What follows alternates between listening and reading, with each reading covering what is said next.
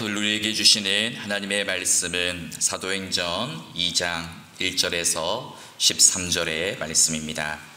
오순절 날이 이미 이름에 그들이 다 같이 한 곳에 모였더니 호련히 하늘로부터 급하고 강한 바람 같은 소리가 있어 그들이 앉은 온 집에 가득하며 마치 불의 여처럼 갈라지는 것들이 그들에게 보여 각 사람 위에 하나씩 임하여 있더니 그들이 다 성령의 충만함을 받고 성령이 말하게 하심을 따라 다른 언어들로 말하기를 시작하니라.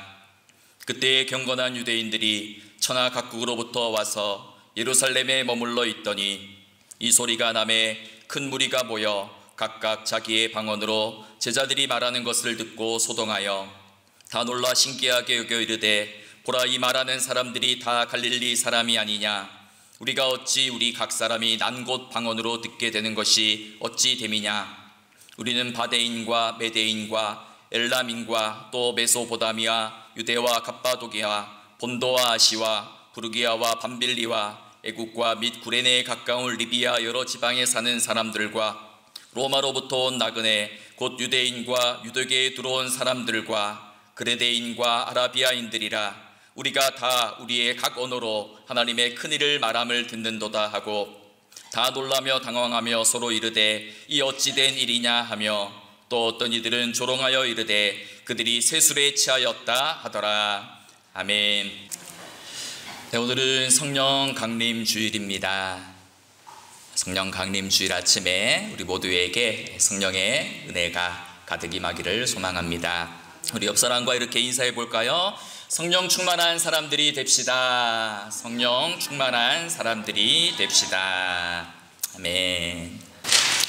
네, 여러분은 세상에서 이제 가장 좋은 냄새가 무엇이라고 생각하십니까? 사람마다 또 각자 처한 상황마다 모두 다 다를 것입니다. 배가 아주 고픈 사람들에게는 갓 지은 밥 냄새가 가장 좋은 냄새일 것입니다. 그리고 커피를 좋아하는 사람들에게는 갓 볶은 커피의 향기가 가장 아름다운 냄새일 것입니다. 그리고 아기를 품에 안고 있는 엄마에게는 갓 목욕한 그 아기의 살 냄새가 가장 따뜻하고 행복한 냄새일 것입니다. 오랫동안 시골에서 목회하시던 어느 목사님의 책에서 이런 글을 읽었습니다. 농사를 짓던 우리 주상들에게 세상에서 가장 좋은 냄새가 무엇입니까? 라고 이렇게 물으면 뭐라고 답했을 것 같습니까? 농사 짓는 사람에게 세상에서 가장 좋은 냄새가 무엇입니까? 라고 물으면 이렇게 답했다고 합니다. 그것은 석 달 가뭄 끝에 하늘에서 떨어지는 빗방울이 메마른 땅을 적실 때 나는 흙 냄새입니다. 이렇게 이제 답했다라는 것이지요. 농사를 짓는데 이제 석 달이나 가뭄이 들면 곡식은 바짝 타들어가고 또 논바닥도 거북이 득장처럼 쩍쩍 갈라질 것입니다. 그런데 그것 못지않게 더 갈라지고 타는 것은 농부의 마음일 것입니다. 그런데 석 달 가뭄 끝에 하늘에서 떨어지는 굵은 빗방울이 구두둑 구두둑 떨어지기 시작하면서 그 빗방울이 메마른 땅을 적시면서 떨어져서 흙먼지를 일으킬 때 그때 나는 냄새는 가장 아름답고 또 반가운 냄새일 것입니다. 오늘은 우리 성령 강림 주일입니다. 메마르고 갈라진 우리의 마음에도 삶에도 성령의 은혜가 단비처럼 촉촉히 내리는 은혜의 시간이 되기를 소망합니다. 그리하여서 우리도 성령의 아름다운 열매를 맺고 또 누군가에게 그렇게 반가운 소식과 향기가 되어 살아가는 복음의 증인이 되기를 간절히 소망합니다. 예수님께서는 이 땅에 40일 동안 부활하신 후 40일 동안 머무시면서 제자들에게 하나님 나라에 관한 일들을 가르치셨습니다. 그리고 승천하기 직전 제자들에게 마지막 당부의 말씀을 하셨지요. 예루살렘을 떠나지 말고 내게서 들은 바 아버지께서 약속하신 것을 기다려라. 너희는 몇 날이 못되어 성령으로 세례를 받을 것이다. 그리고 성령이 너희에게 임하시면 너희가 권능을 받고 예루살렘과 온 유대와 사마리아와 땅끝까지 이르러 나의 증인이 될 것이다 라고 말씀하셨습니다. 이에 제자들은 이 말씀을 붙들고 마가의 다락방에 모여서 마음을 같이하여 오로지 기도하기에 힘썼습니다. 그리고 부활 후 50일째 되는 날 유대인의 명절 오순절에 성령님께서 임재하셨습니다. 이 오순절은 구약의 3대 절기 중 하나입니다. 오순절은 유대인들이 가장 중요시 여기는 유월절 명절, 출애굽 사건을 기념하는 유월절 명절 후 50일째 되는 날입니다. 그래서 오순이라는 말이 50일이라는 뜻이죠. 그래서 오순절은 유월절 후 50일째 되는 날입니다. 또 이제 77절이라고 부르기도 했는데 7일 동안 7주가 7 곱하기 7이 지나면 49일이고 그 다음 날이 50일째 되는 날이 오순절이기 때문에 77절이라고 부르기도 했습니다. 또한 이때는 보리를 거두어서 첫 수확해서 그 열매를 하나님께 드리는 날이었기 때문에 맥추절이라고 부르기도 했습니다. 그런데 오순절을 한마디로 요약하면 오순절은 곡식의 첫 열매, 곡식의 첫 수확을 드리는 날입니다. 그런데 왜 하필 성령님께서 이 오순절날 강림하셨을까요? 그것은 성령님께서 정말 원하시는 열매는 곡식의 열매가 아니라 사람의 열매이기 때문입니다. 하나님은 마가의 다락방에서 기도하던 120명의 제자들에게 성령을 부어주시고 그들을 성령의 첫 열매로 삼으셨다라는 것입니다. 그래서 오순절날 성령님께서 임하신 것은 성령의 첫 열매로 제자들을 택하셨다라는 그런 의미가 있습니다. 오늘 또 하나님께서 우리에게 원하시는 열매가 무엇이겠습니까? 우리가 드리는 어떤 곡식이나 소유나 어떤 헌금이 아니라 우리의 삶과 존재를 받으시기 원하십니다. 단지 예수 믿고 구원받은 것으로 만족하는 것이 아니라 성령의 사람으로 거듭나서 성령의 열매 맺는 거룩한 삶을 살아가기를 원하시는 것입니다. 갈라디아서 5장에 보면 성령의 열매는 사랑과 희락과 화평과 오래 참음과 자비와 양성과 충성과 온유와 절제라고 이야기하십니다. 오늘 여러분은 삶의 자리에서 성령의 열매를 풍성히 맺고 살아가십니까? 성령 강림 주일을 맞이하는 오늘 성령님께서 다시 한번 우리에게 오셔서 우리를 새롭게 하시고 우리에게 성령의 충만함을 부어주시기를 간절히 소망합니다. 그래서 하나님의 영으로 충만한 성령의 사람이 되어 성령의 풍성한 열매를 맺고 우리의 삶 전체를 하나님께 드리는 복된 삶을 살아가는 우리 모두가 되기를 소망합니다. 오순절에 120명의 제자들이 다 같이 한 곳에 모여 기도할 때에 성령님께서 강림하셨습니다. 그때의 장면을 오늘 본문 2절에서 4절은 이렇게 보도합니다. 호련히 하늘로부터 급하고 강한 바람 같은 소리가 있어 그들이 앉은 온 집에 가득하며 마치 불의 혀처럼 갈라지는 것들이 그들에게 보여 각 사람 위에 하나씩 임하여 있더니 그들이 다 성령의 충만함을 받고 성령이 말하게 하심을 따라 다른 언어들로 말하기를 시작하니라고 이야기합니다. 성령님께서 임재하시자 세 가지의 특별한 현상이 나타나고 있습니다. 첫째는 하늘로부터 급하고 강한 소리가 나서 온 집에 그 소리가 가득했습니다. 구약 성경에서 이 성령이라는 것은 이제 히브리어로는 르하으라고 부르고 헬라어로는 푸뉴마라고 부르는데 바람, 숨결을 뜻하는 단어와 똑같습니다. 그래서 성경에서 바람은 성령님의 임재를 상징하는 것입니다. 우리가 창세기 1장 2절에 보면 땅이 혼돈하고 공허하며 하나님의 신은 수면 위에 운행하시느니라 라는 말씀이 있지요.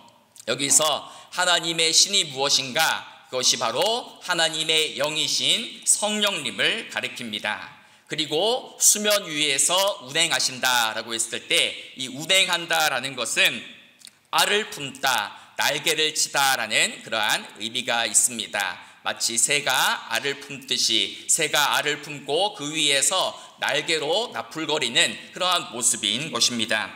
즉 성령께서 어둠과 공허함과 무질서로 가득한 이 세상을 품으시고 이 세상 위에서 날개짓을 하시며 혼돈과 무질서를 새롭게 하시는 창조의 사역을 행하셨다라는 것입니다. 그리고 구약에서 활동하시던 그 생명의 영, 창조의 영이신 성령님께서 이제 세상과 인류를 다시 새롭게 하시기 위하여 마가의 다락방에서 기도하던 120명의 제자들에게 임하고 있습니다. 이것이 무슨 의미겠습니까? 모든 무질서와 어둠과 혼돈을 물리치시고 이제 새로운 창조의 역사를 다시 일으키겠다라는 그러한 의미인 것입니다.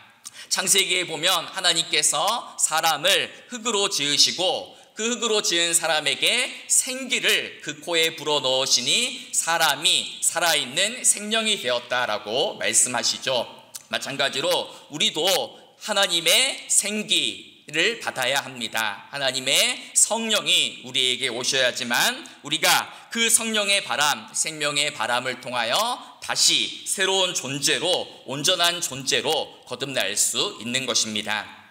여러분, 구약의 에스겔서 37장에 보면 마른 뼈의 환상 이야기가 나옵니다. 하나님은 에스겔을 환상 중에 마른 뼈로 가득한 그 골짜기에 데려가십니다. 그곳에 가보니 거기에는 죽은 지 얼마 되지 않는 시체가 있는 것이 아니라 시체의 뼈가 완전히 말라서 죽은 지 오래된 생명의 기운을 전혀 느낄 수 없는 마른 뼈들로 가득 차 있었습니다.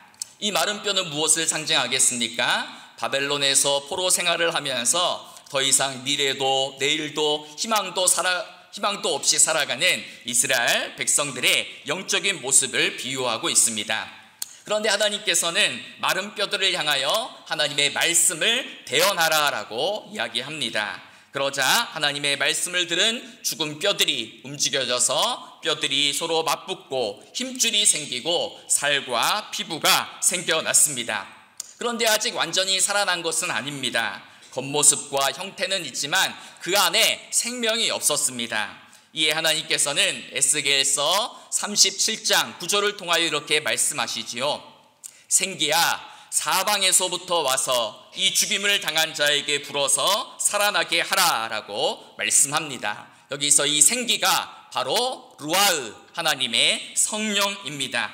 즉 하나님의 성령이 들어가자, 생기가 들어가자 마른 뼈들이 살아나서 하나님의 큰 군대가 되었다라는 그러한 이야기입니다. 여러분, 오늘 우리의 삶에도 하나님의 영, 하나님의 생기, 하나님의 성령이 다시 오셔서 임재하셔야 됩니다. 마른 뼈와 같이 형식적이고 메마른 신앙생활을 해서는 안 됩니다. 겉모습은 그럴듯하지만 속사람은 죽어있고 메마른 종교생활을 해서도 안 됩니다. 지금 오늘 우리들의 모습은 어떠한지 돌아보시기 바랍니다. 혹시 기도도 잘 나오지 않고 예배에도 집중할 수 없고 삶의 방향도 보이지 않고 하나님과의 관계가 멀게만 느껴지십니까? 그렇다면 오늘 우리에게도 성령님께서 다시 임재하시기를 간절히 기도해야 되는 것입니다. 하나님, 마른 뼈와 같은 나의 삶에 하나님의 생기를 불어넣어 주옵소서. 성령님 강한 바람같이 나의 삶에 임하여 주옵소서. 나의 심령에 임하여 주옵소서. 우리 가정에 임하여 주옵소서. 우리 자녀들에게, 우리 교회에, 이 나라에 성령님 임하여 주옵소서라고 기도해야 되는 것입니다. 성령님 지금 오셔서 우리를 살리시고 회복시켜 주셔서 하나님의 큰 군대로 다시금 일어나게 하여 주옵소서. 혼돈과 무질서와 어둠으로 가득한 나의 삶을 새롭게 창조하여 주시고 새롭게 빚어 주옵소서. 성령 하나님, 내 삶을 친히 운행하시고 다스려 주옵소서라고 기도해야 하는 것입니다. 오순절 마가의 다락방 위에 급하고 강한 바람같이 임한 그 성령님이 오늘 우리의 삶의 자리에도 동일하게 임하기를 간절히 축복합니다. 그래서 우리 모두가 예수의 영으로, 하나님의 영으로 성령 충만한 성령의 사람이 되어 살아가게 되기를 간절히 소망합니다. 두 번째로 이 성령께서 임재하시자 어떤 현상이 나타나는가? 불의 엿처럼 갈라지는 것들이 각 사람 위에 하나씩 임하였다라고 합니다. 급하고 강한 소리 같은 현상이 청각적인 그러한 현상이라면, 불의 엿처럼 갈라지는 것들은 시각적인 현상입니다. 우리가 불이 타오르는 모습을 그려보면 마치 혀가 날름거리는 모습처럼 불에 타는 모습이 이렇게 보이지 않습니까? 구약에서 또 불은 하나님의 임재를 상징합니다. 그래서 우리가 잘 아는 하나님께서 모세를 부르시는 장면을 아마 떠올리실 것입니다. 호렙산에서 양을 치던 모세가 어느 날 떨기나무에 불이 붙은 장면을 우연히 목격하게 됩니다. 사실 이 떨기나무가 불에 타는 장면 자체는 그리 특별하거나 신기한 것은 아닙니다. 왜냐하면 이 광야에서는 뜨겁고 건조한 날씨로 인해서 떨기나무가 자연 발화적으로 불타는 일들이 종종 있기 때문입니다. 그런데 떨기나무에 불이 붙으면 그 나무가 타야 되는데 가시덤불이 타지 않고 나무가 불에 타지 않는 것입니다. 그래서 이것이 어떻게 될 일인가 하고 떨기나무 가까이로 나아가는데 거기서 자신을 부르시는 하나님의 음성을 듣게 되지요. 그래서 모세야 모세야, 내가 선 곳은 거룩한 땅이니 내 발에서 신을 벗으라 라고 말씀하십니다. 하나님께서 불의 모습으로 현현하셔서 모세를 부르시는 장면입니다.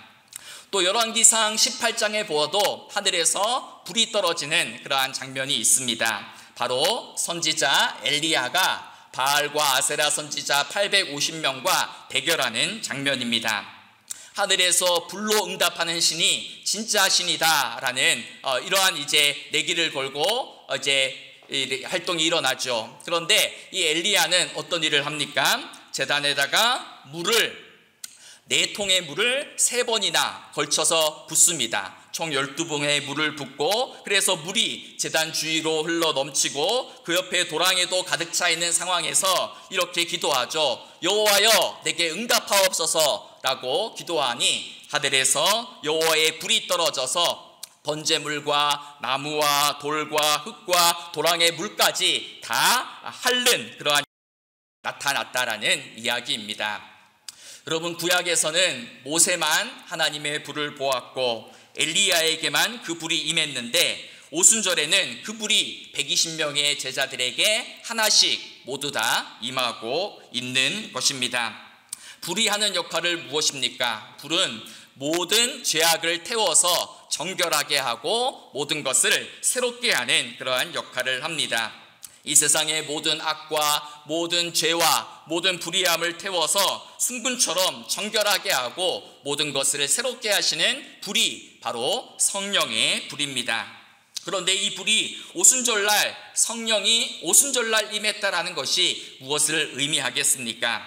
그것은 바로 깜깜한 어두움과 흑암의 시대가 지나고 성령의 빛으로 새로운 빛의 시대, 생명의 시대가 도래되었음을 말하는 사건입니다. 여러분, 오늘 우리도 불과 같은 성령을 경험해야 됩니다. 불과 같은 성령님께서 내 안에 오셔서 내 안에 있는 모든 어두움과 흑암과 죄악을 몰아내시고 내 안에 어두움을 밝히는 하나님의 불이 임하여야 되는 것입니다. 불과 같은 성령님 오셔서 나를 새롭게 하여 주옵소서. 내 삶에 임재하셔서 나의 모든 거짓과 나의 모든 불의함을 태워주시옵소서. 그리고 어두운 세상을 살리는 빛의 사람으로, 성령의 사람으로 살게 하여 주옵소서. 그렇게 기도하며 간구해야 되는 것입니다.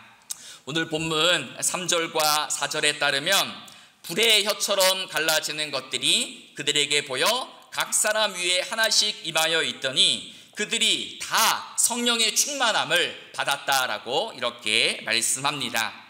여기서 각 사람 위에 임하였다는 것은 성령이 120명의 사람들 하나하나에게 개별적으로 임하였다라는 것입니다. 그리고 다 임하였다라는 것은 공동체를 가리킵니다. 여러분, 성령은 공동체에 임해야 되고 교회에 임해야 되고 또 우리 각자에게 개별적으로 성령이 임해야 됩니다. 여러분, 교회는 어떤 공동체입니까? 교회는 성령의 공동체입니다. 성령님께서 오심으로 신약시대에 교회가 탄생하게 되었습니다. 그래서 교회는 성령이 활동하시고 머무시는 성령의 전이 되어야 됩니다. 그런데 성령의 전인 교회에만 출석한다고 해서 저절로 우리가 성령의 사람이 되는 것은 아닙니다. 우리 각자가 개별적으로 성령님을 만나고 성령님을 경험해야 하는 것입니다. 성령님을 사모하고 성령으로 충만한 성령의 사람이 내가 되기를 기도해야 하는 것입니다. 우리 각자가 성령의 임재로 충만한 하나님의 성령의 전이 되어야 하는 것입니다. 여러분, 오늘 본문 2절에 보니까 호련히 하늘로부터 급하고 강한 바람 같은 소리가 있어 그들이 앉은 온 집에 가득했다라고 이야기하죠. 여기서 가득하다라는 이 표현은 구약의 성막이나 성전에 하나님의 영광이 구름으로 나타났을 때 그 영광의 구름이 가득했다라고 표현할 때 사용하는 그러한 동일한 단어입니다. 즉 이 말이 무슨 뜻입니까? 이제 성령님께서 120명의 제자들을 위해 그들을 하나님의 집으로 삼으셨다라는 말입니다. 성령 충만한 성도들이 구약의 성전을 대신하는 성령의 전이 되었다라는 이야기이죠. 그래서 고린도전서 3장 16절에 보면 이렇게 말씀하지 않습니까? 너희가 하나님의 성전인 것과 하나님의 성령이 너희 안에 계시는 것을 알지 못하느냐라고 말씀합니다. 신약 시대의 성전은 이 예배당이 아니라 우리의 몸이 하나님이 성령이 거하시는 그러한 장소가 되어야 된다라는 것입니다. 사랑하는 여러분, 지금 여러분의 마음과 삶에는 하나님의 영, 성령으로 충만해 계십니까? 성령으로 가득 차 있으십니까? 성령님의 지배와 통치를 받으며 살아가십니까? 아니면 세상의 헛된 자랑과 욕심과 죄악이 우리 가운데 여전히 살아 있습니까? 그러하기에 오늘 성령 강림주일을 맞이하는 오늘 우리 모두는 다시 기도해야 됩니다. 하나님, 불과 같은 성령님 내 마음에 임재하여 주옵소서. 급하고 강한 바람 같은 성령님 나의 삶을 주장하시고 다스려 주옵소서. 그래서 성령이 머무시는 초소가 나의 몸이 되게 하시고 내가 하나님의 거룩한 성전이 되어 살게 하여 주옵소서라고 기도해야 하는 것입니다. 마지막으로 성령님께서 임재하시자 어떤 현상이 일어났습니까? 성령이 말하게 하심을 따라 제자들이 다른 언어들로 말하기를 시작했습니다. 오늘 본문 7절과 8절을 보면 이렇게 말씀하지요. 그들이 다 놀라 신기하게 여겨 이르되 보라, 이 말하는 사람들이 다 갈릴리 사람이 아니냐. 우리가 우리 각 사람이 난 곳 방언으로 듣게 되는 것이 어찌 됨이냐라고 이렇게 이야기합니다. 여러분, 여기에 등장하는 이 사람들은 디아스포라 유대인들입니다. 디아스포라 유대인들이 무엇입니까? 바벨론 포로기 이후에 고향을 떠나서 이 유대 땅을 떠나서 로마 전 세계 곳곳에 흩어져서 살던 이들이 디아스포라입니다. 근데 이들은 타국에 있지만 타국에서 흩어져 살았지만 여전히 율법의 말씀을 따라서 살기를 힘썼고 1년에 3번의 명절이 되면 예루살렘에 와서 제사를 드렸던 것입니다. 그래서 오순절 시기에는 이 예루살렘의 세계 각지에서 모여있는 디아스포라 유대인들과 또 유대교로 새롭게 개종한 사람들이 많이 머물고 있었던 것입니다. 오늘 본문 9절부터 11절에는 이들의 출신지를 상세하게 기록하지요. 모두 17개의 지역이 나옵니다. 그들은 각기 다른 나라에서 다른 언어들을 사용하는 사람들이었는데 제자들이 방언으로 기도하자 그 기도 소리가 자신들 나라의 언어로 들렸던 것입니다. 이에 순례객들이 놀라서 이야기하죠. 어찌된 일인가? 이들은 다 갈릴리 시골 출신인데 어떻게 우리의 말을 할 줄 아는가 신기하게 여겼다라는 것입니다. 그리고 제자들이 기도하던 그 내용도, 기도의 내용도 단순한 기도가 아니라 오늘 본문 11절에 보면 이렇게 말해줘. 우리가 다 우리의 각 언어로 하나님의 큰 일 말함을 듣는도다라고 이야기합니다. 이 사람들이 제자들이 방언으로 기도하는데 그 기도의 내용을 알아들을 수 없는 말이 아니라 알아들을 수 있는 말인데 어떤 기도를 하고 있느냐? 하나님이 행하신 큰 일에 관한 기도를 하고 있었다라는 것이죠. 여기서 하나님이 행하신 큰 일이란 무엇이겠습니까? 바로 예수 그리스도의 십자가와 부활 사건을 가리킵니다. 예수님의 십자가와 부활 사건을 통한 이 하나님의 복음, 구원의 사건에 관한 이야기들을 기도로 들었다라는 이야기입니다. 그리고 이 복음의 메시지가 이제 모든 나라와 민족과 언어를 초월하여서 전파되고 있다라는 것이죠. 여러분, 이 사건은 아주 놀라운 사건입니다. 바로 성령님의 강림으로 인하여서 흩어진 언어가 다시금 회복되는 그러한 사건이기 때문입니다. 여러분, 우리는 창세기 11장의 바벨탑 사건을 잘 알고 있습니다. 인간이 하나님처럼 되려고 자기의 이름을 높이기 위해서 높게 탑을 쌓자 하나님이 언어를 혼잡하게 하셔서 그들을 흩어버리신 사건입니다. 언어가 서로 잘 되지 않으니 의사소통이 되지 않아 더 이상 탑을 쌓을 수 없게 된 것입니다. 바벨탑은 인간의 교만과 불신앙을 상징하는 사건입니다. 그런데 오늘 성령 강림의 날 하나님께서는 그 흩어진 언어를 다시금 하나로 회복시키는 것입니다. 흩어진 백성들이 하나님 말씀 앞에서 다시금 하나가 되고 갈라지고 나뉘어졌던 민족들이 성령 안에서 하나 되는 사건이 오늘 일어나고 있는 것입니다. 이제 제자들은 성령을 경험한 후에 새롭게 변화되었습니다. 이전에는 자신이 하고 싶은 말만 하였다면 이제는 성령이 말하게 하심을 따라 말하는 자들이 되었습니다. 이전에는 자기 이름을 빛내기 위해 살았더라면 이제는 하나님의 이름을 위해 사는 자들로 거듭났습니다. 이전에는 자신의 나라와 왕국을 세우기 위하여 살았지만 이제는 하나님 나라를 세우는 자들이 되었습니다. 그리고 자신의 뜻이 아니라 하나님의 뜻을 위해 살아가는 자들이 되었습니다.